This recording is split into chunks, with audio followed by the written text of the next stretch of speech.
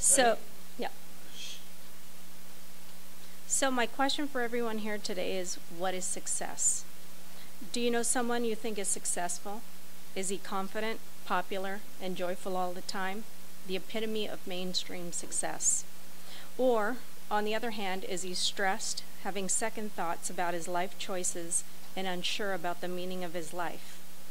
I am willing to bet that it is the second one. My first point, Tanya Hawkins, a marketing executive, agrees that marketers use the many forms of media to mislead society into believing that success is the attainment of money, popularity, and fame. This overstated, falsely advertised myth is hardly ever the case in real life and is an impossible task. Point number 2. Fortunately, there is a new model for success, which is my third point. True success requires respect, appreciation, integrity, and patience, all of which are traits that by human nature are genuinely difficult to attain. Marketers want us to believe that living a selfish life involving nothing but the pursuit of money brings success and happiness. Sadly, this is not true. For example, the latest gadget that is so desperately sought is fun while it is fresh and new, but promptly loses its value only after a few uses. Though money can buy conveniences and comforts, one needs much more than superficial luxuries to live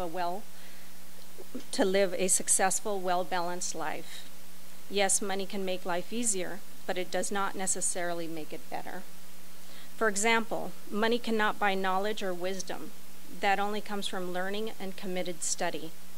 Money cannot buy a fulfilling relationship with a spouse or children. That can only be achieved by love, commitment, and sacrifice. Money cannot buy respect or courtesy.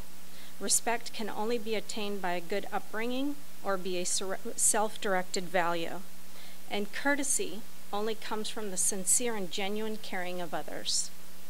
Nor can money buy patience or leadership, appreciation, courage, or friendship, or even generosity, all of which are necessary to be successful. Money merely detracts from the pursuit of success by providing distraction, temptation, and corruption. Therefore, the marketer's illegitimate claim that money equates to success can be easily disproved. Another misconception is that popularity and fame are synonymous with success. Marketers utilize hypnotic language and subliminal messages so they can ingrain a false definition of success. Mainstream media makes success a popularity contest. By pursuing popularity and fame, we become slaves to the outer world, constantly trying to prove our worth and find happiness.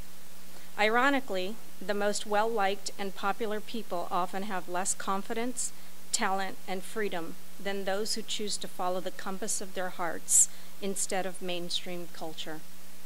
Commercialized success has already extinguished the originality in most Americans and turned us into a nation of robots. Even though marketers want us to believe otherwise, money, fame, or popularity cannot buy happiness or a successful life. If you choose to fall victim to the mainstream definition on television, in the magazines, and the internet, becoming successful becomes an impossible task. Even when we get the things that we want, there is still an emptiness inside. And when we do not get what we want from the world and other people, we experience stress expressed in frustration, depression, perceived pain, illness, and even death. It is crucial that we abandon the market's definition of success and return to a more evolved definition. We must change the belief that money, fame, and popularity equate to success and seek a simple, more effective way to quantify success. Bessie Anderson Stanley gave priceless insight when she wrote, "The man is a success who has lived well, laughed often, and loved much, who has gained the respect of intelligent men and the love of children, who has filled his niche and accomplished his task, who leaves the world better than he found it, whether by a poppy, a perfect poem, or a rescued soul, who never lacked appreciation of earth's beauty or failed to express it, who looked for the best in others and gave the best that he had."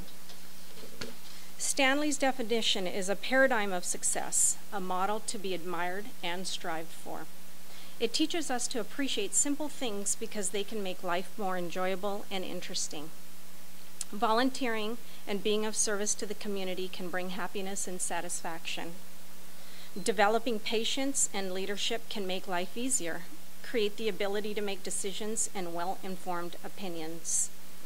These are all traits that are essential to living a successful life. In the words of Bill Fitzpatrick, a successful person is strong when toughness is required and at the same time patient when understanding is needed. It is this kind of sound judgment that sets the exceptionally successful people apart from the mediocre. Just like everything else in life, becoming successful takes practice. At this point, you may be thinking, wow, it takes all that to be truly successful. Is it worth it? Well, to answer this question in brief, yes. It is not easy to become successful, and hardly anyone is truly successful, but it is a noble goal to strive for.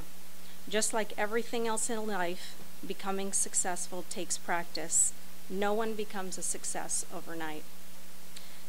With courage and hope, our society can forget the marketer's inadequate definition of success, which equates to money, popularity, and fame, an impossible task to accomplish.